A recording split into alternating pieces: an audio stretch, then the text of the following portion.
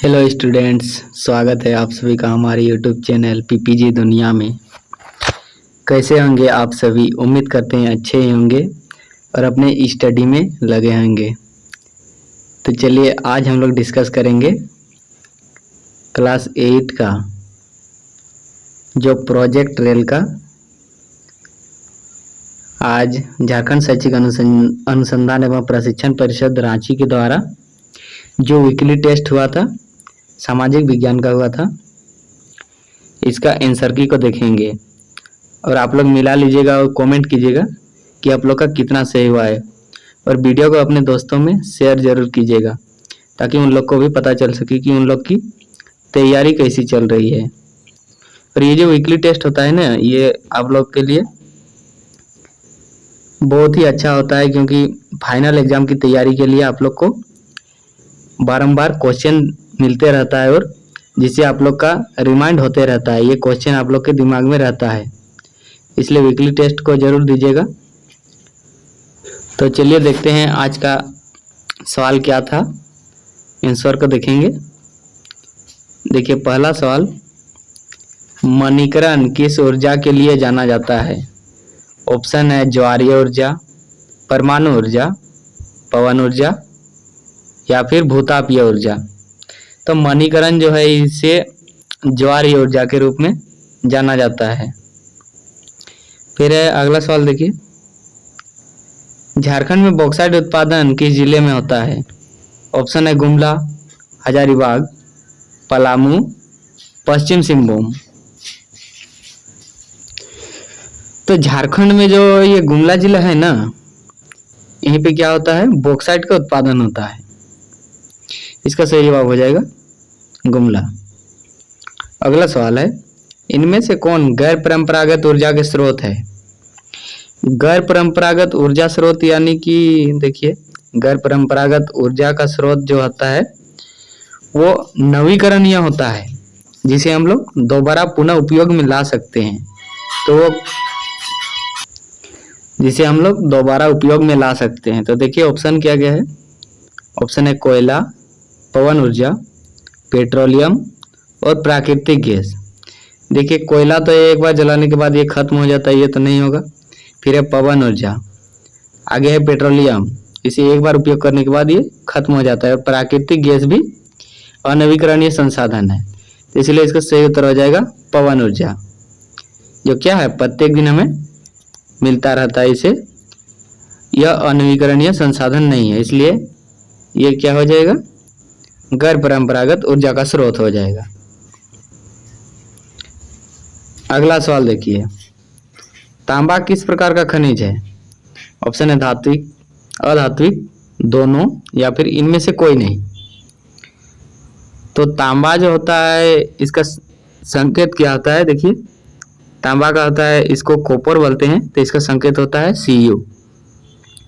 आप लोग धातु और अधातु वाले चैप्टर में पढ़े होंगे, ये तांबा एक धातु होता है। तांबा एक धातु के रूप में जाना जाता है, इसलिए ये धात्विक खनिज होगा। Option number A. अगला सवाल देखिए, ज्वारीय ऊर्जा किस प्रकार के ऊर्जा स्रोत है? ऑप्शन है देखिए परंपरागत, गैर परंपरागत, दोनों या फिर इनमें से कोई नहीं।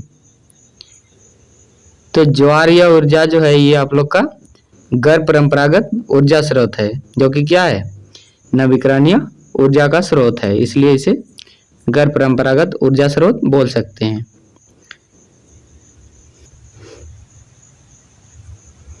अगला सवाल है इतिहास का। देखिए भारतीय राष्ट्रीय कांग्रेस की स्थापना कब हुई थी? ऑप्शन है 1885 ईस्वी में, 1887 ईस्वी में, 1897 ईस्वी में या फिर 1869 ईस्वी में। तो भारतीय राष्ट्रीय कांग्रेस की स्थापना जो हुई थी ये 1885 ईस्वी में हुई थी। और कहाँ हुई थी? तो ये मुंबई में हुआ था, इसको भी याद रखिएगा। और अगला सवाल देखिए, राज्यसभा के सभापति कौन होते हैं? जो राज्यसभा होता है उसके सभापति कौन होते हैं? तो इसका ऑप्शन है राष्ट्रपति, उपराष्ट्रपति, प्रधानमंत्री या फिर राज्यपाल। आप लोगों को लग रहा होगा कि इसका सही जवाब हो जाएगा राज्यपाल, लेकिन बिल्कुल नहीं। इसका जो सही उत्तर हो जाएगा ये उपराष्ट्रपति होता है, राज्यसभा का सभापति। अगला सवाल देखिए, झारखंड में लोकसभा के सदस्यों की संख्या कितनी है? झारखंड राज्य की बात करें तो इसमें लोकसभा की सदस्यों की कुल संख्या जो है वो 14 है। इस बात को याद रखिएगा, आप लोग झारखंड के निवासी हैं, झारखंड का जीके याद होना चाहिए। झारखंड में लोकसभा सीट कितना है? तो वो भी 14 ही है, वही चीज है, एक ही क्वेश्चन। फिर देखिए अगला सवाल देखते हैं, वर्तमान में लोकसभा के लिए कुल कितने सदस्य निर्वाचित होते हैं? वर्तमान में जो भारत की लोकसभा सीट है उसमें कितने सदस्य निर्वाचित हैं?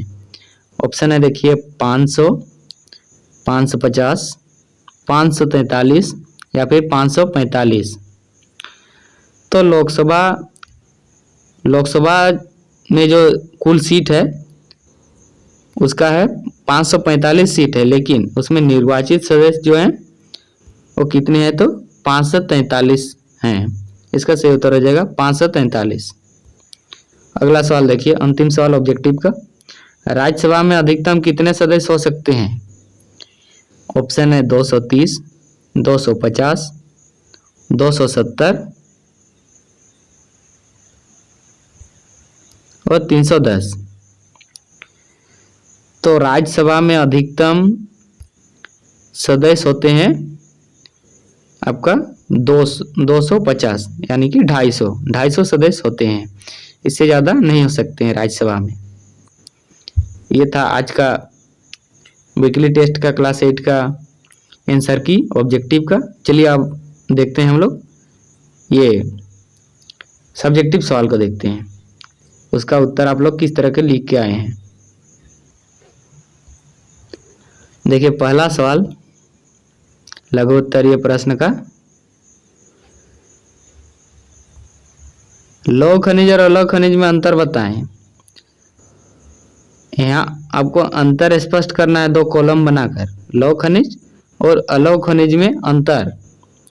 लौह खनिज उसे कहते हैं जो क्या होता है, जिसमें लौह का अंश होता है, और अलौह खनिज जिसमें लौह का अंश नहीं होता है। तो देखिए इसका आंसर क्या है।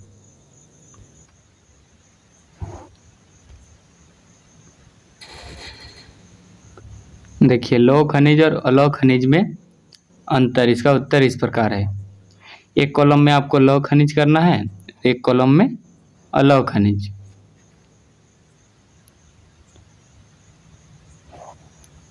देखिए इसका पहला पॉइंट होगा लौह खनिज। लौह खनिज में कठोरता पाई जाती है, बिल्कुल इसका जस्ट ऑपोजिट होगा इधर। अलौह खनिज में कठोरता नहीं पाई जाती है। दूसरा पॉइंट है देखिए, लौह खनिज प्रायः भूरे रंग के होते हैं, और इधर इसका ऑपोजिट होगा,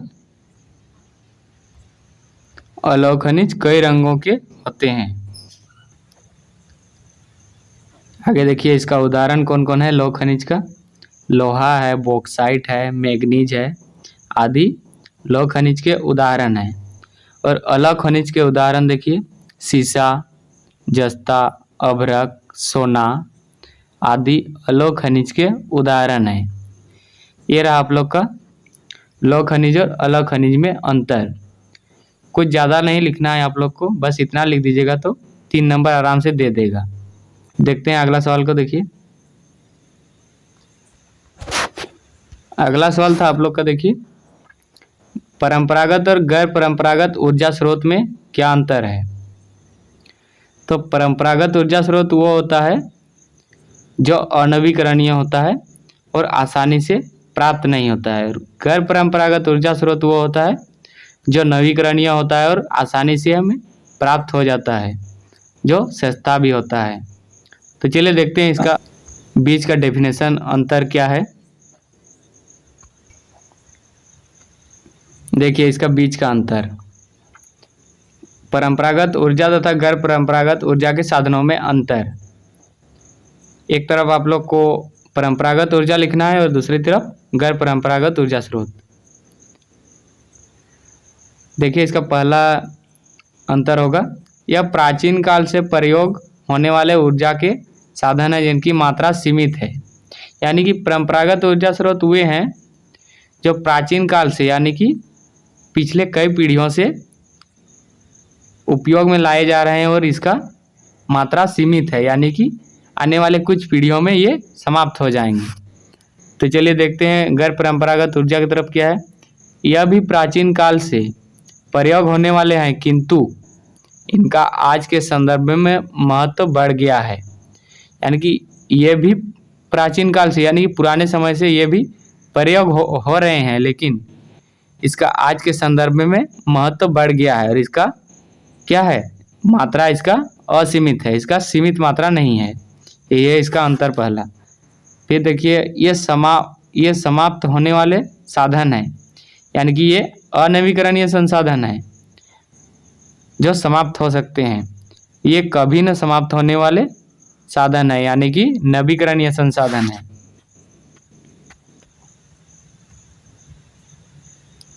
तीसरा पॉइंट है देखिए, कोयला, पेट्रोलियम, परमाणु ऊर्जा, जल शक्ति परंपरागत ऊर्जा की श्रेणी में आते हैं। यानी कि ये सब कोयला हो गया, पेट्रोलियम हो गया, परमाणु ऊर्जा, फिर जल शक्ति हो गया, यानी कि जल विद्युत ऊर्जा जो होता है, ये सभी क्या हो गया, ये सभी परंपरागत ऊर्जा का स्रोत हो गया जो अनवीकरणीय होता है। और देखिए इधर क्या है, गैर परंपरागत ऊर्जा स्रोत के उदाहरण कौन कौन से हैं। देखिए सौर ऊर्जा, भूतापीय ऊर्जा, ज्वारीय ऊर्जा, पवन ऊर्जा, कूड़े कचरे, गोबर, मलमूत्र से तैयार ऊर्जा इस श्रेणी में आते हैं। यानी कि गैर परंपरागत ऊर्जा के जो साधन के उदाहरण है इसके है सौर ऊर्जा, सौर से जो ऊर्जा हमें प्राप्त होता है सूर्य से। फिर है भूतापीय ऊर्जा, अगला है ज्वारीय ऊर्जा, फिर पवन ऊर्जा, कूड़ा कचरा, गोबर, मलमूत्र से तैयार होने वाला जो ऊर्जा होता है वो इस श्रेणी में आते हैं। फिर आखिरी है इसका अंतर, यह ऊर्जा का सुविधाजनक और बहुप्रचलित रूप है।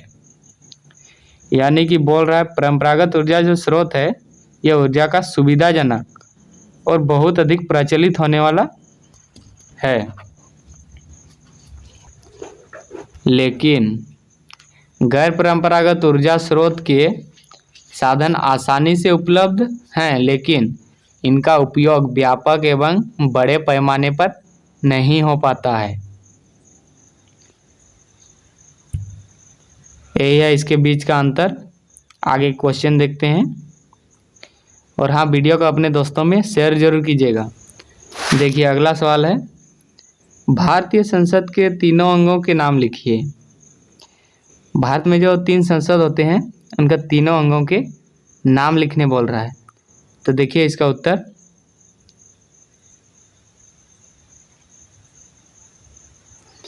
फिर अगला सवाल है हम लोग का, लोकसभा में अनुसूचित जाति एवं अनुसूचित जनजाति के लिए कितनी कितनी सीटें आरक्षित हैं।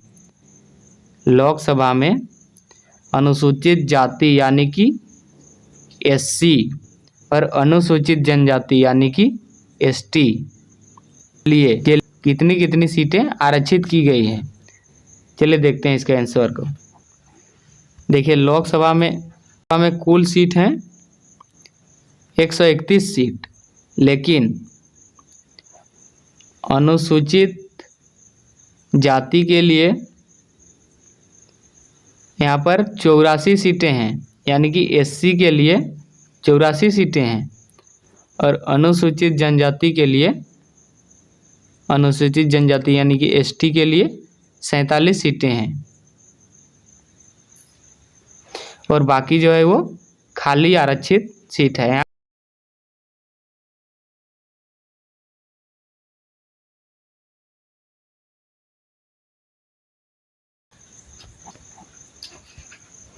अगला सवाल देखिए, आज का अंतिम सवाल, लोकप्रिय सदन किसे कहा जाता है।